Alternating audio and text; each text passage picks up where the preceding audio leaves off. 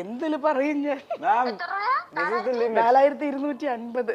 4250 രൂപ അവനെ എണ്ണി കൊടുത്തിട്ട് അവന്റെ മുഖത്തേക്ക് ഒരു 500 രൂപ മേടിച്ചെടുത്തിട്ട് നീ മറ്റേ സിനിമയിലെ വല്ല സ്ലോ മോഷൻ ഇറങ്ങി പോരടി, ഞാൻ പൈസ വെച്ചുതരാം. എവിടുന്ന് ചേച്ചി എങ്ങനെയെങ്കിലും ആ ഉള്ള പൈസ കൊടുക്കുക. കാരണം എന്താ വെച്ചാല് 500 ഒരു മിനിറ്റ് പ്ലീസ്, ഒരു മിനിറ്റ്. ആ ശരി, ഗെറ്റൗട്ട് നടത്തിക്കാൻ ചുമ്മാ ഇവൻ കിടന്ന് ഷോ ഓഫ് ആന്നേ. ഒരു താടി വെച്ച ഒരു ചപ്രാമോന്തം വെച്ച ഒരുത്തൻ ആന്നേ. ഇവനൊന്ന് മലയാളത്തിലാണ്. 1 minute ചേച്ചി ഒന്ന് ഞാനൊരു നമ്പർ പറയാം. മൊബൈൽ നമ്പറിലേക്ക് ഒരു 4250 ഒന്ന് ഇട്ട് കൊടുക്കുവോ വേഗം? അവനോടൊന്ന് കേരളത്തിലോട്ട് ഒന്ന് കാലൂത്താൻ പറയടി. കേരളത്തിലോട്ട് വരാൻ പറ. ഒരു മിനിറ്റ്, ഒരു മിനിറ്റ്. അയാൾക്ക് എന്താ സംസാരിക്കണം ഞാൻ കൊടുക്കാം. Ma'am, please speak in English, okay? I don't know Malayalam. എനിക്ക് ഇംഗ്ലീഷ് അറിഞ്ഞൂടാ. എനിക്ക് ഇംഗ്ലീഷ് അറിഞ്ഞൂടാ. What is this woman speaking? I don't know. I don't get her language. ഇന്റെ ഫോൺ വാങ്ങിക്കാൻ പറഞ്ഞാ തിരിച്ചു കൊടുക്കടാ. ചേച്ചിക്ക് മനസ്സിലായി പ്രാങ്ക് ആണ് ചുമ്മാ. ചേച്ചി സത്യം പറഞ്ഞു, ചേച്ചിക്ക് മനസ്സിലായില്ലേ പ്രാങ്ക് ആണെന്ന്? ചേച്ചി മനസ്സിലായിട്ടുണ്ടായിരുന്നില്ല, ഞാൻ വെറുതെ കളഞ്ഞു. ചേച്ചി ഹലോ ചേച്ചി ഹായ്, എന്റെ പേര് ഗദ്ദാഫി എന്നാണ്. ഞാൻ ചാനലിൽ നിന്നാ. ചുമ്മാ ഞങ്ങൾ പ്രാങ്ക് ചെയ്തതാ. മനസ്സിലായി. ചപ്രമോറൻ എന്നൊക്കെ എന്നെ താടി വെച്ച അവൻ കൈ.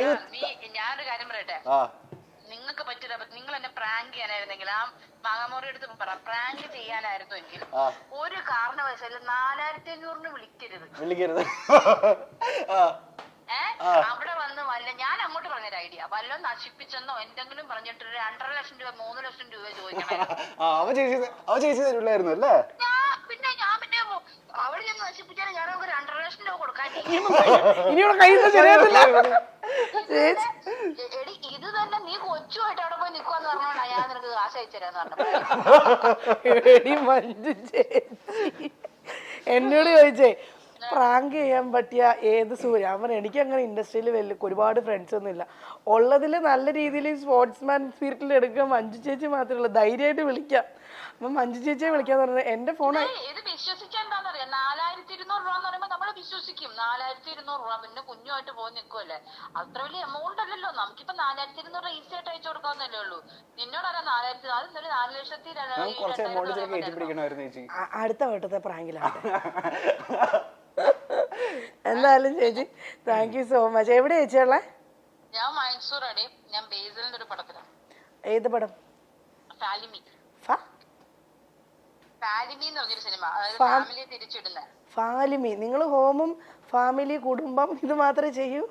അതെ ഞാൻ ഇന്ന് ബേസിൽ പറയുമായിരുന്നു, ഞാൻ സിനിമയിൽ അഭിനയിക്കണമെങ്കിൽ എനിക്കൊരു ഭർത്താവും ഒരു അപ്പനും ഒരു അച്ഛനും 2 ആൺപിള്ളേരും നിർബന്ധമാണ്. ചേച്ചി അഭിനയിക്കണമെങ്കിൽ ഇതിലങ്ങനെയാ ബേസ്. 2 പിള്ളേര് ആൺപിള്ളേരും ഹോം പോലെ തന്നെ ആണല്ലേ? ഓക്കെ.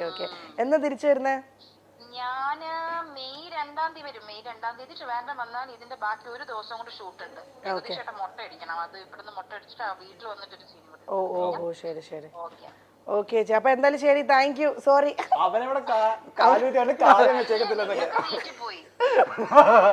എനിക്കാണെങ്കിൽ തുടങ്ങിയപ്പോ മുതൽ ചിരിയും വരുന്നുണ്ട്. പപ്പ പേടിക്കാൻ ഞാൻ എന്താ പറയണ്ടെന്ന് അറിയാൻ വേണ്ടി. എനിക്ക് ദേഷ്യം വന്നെന്തര കൊച്ചിനെ പിടിച്ചു വെച്ച് അവന് കൊടുക്കാമെന്ന് പറഞ്ഞിട്ട് അവൻ കിടന്നോട്ട് അങ്ങോട്ട് കൊരയ്ക്കുവാ.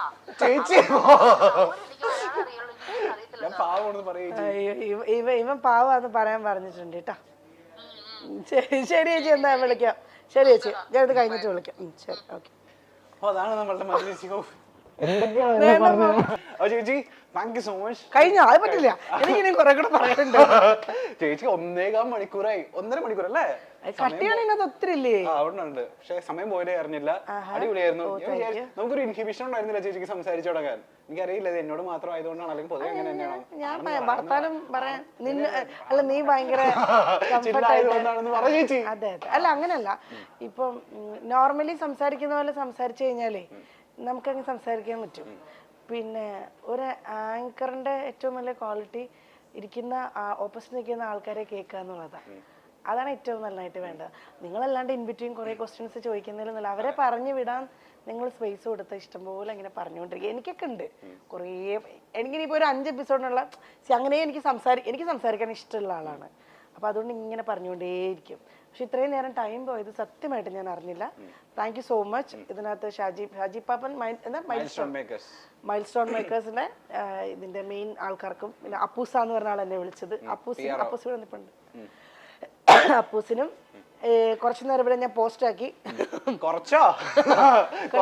എന്താന്നറിയോ, ഇത്രയും ഞാൻ ഡ്രസ്സൊക്കെ ഇട്ട് മുടിയൊക്കെ സെറ്റാക്കി സുന്ദരിയായെന്നൊന്നും പറഞ്ഞില്ല, റെഡിയായി ഇങ്ങനെയൊക്കെ വന്ന് നിൽക്കണ ഒരു ടൈം എടുത്തു. അതാണ്. അപ്പോൾ എല്ലാവർക്കും ആൻഡ് നിങ്ങൾക്കും. എന്റെ പേരെന്താ? സുന്ദരൻ. സത്യമാണ്. എന്താ മോന്റെ പേരെന്താ? മോനല്ല, ഇവന് പ്രായമൊന്നുമില്ല, എനിക്ക് 26-27 വയസ്സ്. അതുകൊണ്ടല്ലേ മോനെന്ന് വിളിച്ചേ. എനിക്ക് 33 വയസ്സിന് മേലെയില്ല. അപ്പൊ എനിക്കൊരു എന്റെ ഒരു അനിയന്റെ പ്രായമുള്ളൂ. അപ്പൊ അതുകൊണ്ടാണ് മകനെ ഹദ്ദാഫ്. ഞാൻ ശോഭ ബഹിഷ്കരിക്കട്ടെ? ഗദ്ദാഫി ചേച്ചി, ഗദ്ദാഫി. ഏകദേശം ഇപ്പോഴാണ് ഞാൻ ആ പേര് കേട്ടത്. സൗത്ത് ഇന്ത്യയിലെ നമ്പർ 1 ആങ്കർ. പക്ഷെ ഞാൻ കണ്ടിട്ടുണ്ട്. മറ്റേ കുട്ടിയുടെ പേര് എനിക്കറിയില്ല. പക്ഷെ ആ കുട്ടിയുടെ ഇന്റർവ്യൂസും നിങ്ങളുടെ ഇത് ചെയ്യുന്ന പാർവതി, അതിന്റെ ഇന്റർവ്യൂസ് ഞാൻ കണ്ടിട്ടുണ്ട്. നിങ്ങളെയും ഇങ്ങനെ മെയിൽ ആങ്കറാണ് ഗദ്ദാഫി. എളുപ്പമുള്ള വല്ല രാജേഷോ സുരേഷോ സുമേഷോ അന്വേഷിക്കുകയാണെങ്കിൽ ഗദ്ദാഫി നല്ല പേരാട്ടോ. എന്താ അതിന്റെ meaning? Gaddafi X Libyan president ആയിരുന്നു ഗദ്ദാഫി. ആ മീനിങ് എന്താന്നാ ചോദിച്ചത്? മീനിങ് ഒന്നും ചോദിച്ചാ വേണ്ട. എക്സ് ലിബിയൻ പ്രസിഡന്റ് അത്ര മതി. ഖുറാൻ ക്യാരക്ടറാ ഗദ്ദാഫി. ആണല്ലേ? പക്ഷേ മുസ്ലിം അല്ല, ഹിന്ദു. ആരായാലും എന്താ, മനുഷ്യനായാൽ മതി. നല്ല മനസ്സുള്ള നല്ലൊരു മനുഷ്യനാവട്ടെ. അതെ അതെ, സത്യം. നല്ല മനുഷ്യരെ പോലെ ഇതുപോലെ മീറ്റ് ചെയ്യാനും പറ്റട്ടെ, എനിക്ക് അവസരം ഉണ്ടാവട്ടെ അല്ലേ? ഒരുപാട് എല്ലാവരും നല്ലതാടോ. ആരിപ്പോ നല്ലല്ലാത്ത? അവനവന്റെ സിറ്റുവേഷൻസ് ആണ് എല്ലാവരെയും നല്ലതും ചീത്തയും ആക്കുന്നത്. എല്ലാവരിലും നന്മയുണ്ട് എന്ന് വിശ്വസിക്കുന്ന ഒരാളാണ്. എനിക്ക് കുറച്ച് കൂടുതൽ നന്മയുണ്ടെന്ന് ആൾക്കാർ പറയാറുണ്ട്. അതുകൊണ്ടാണ് ഇങ്ങനെ കേറി ഇവിടെ വരെ എത്തിയിരിക്കുന്നത്. നന്മ. അപ്പൊ ഓക്കെ, ബൈ, താങ്ക് യു.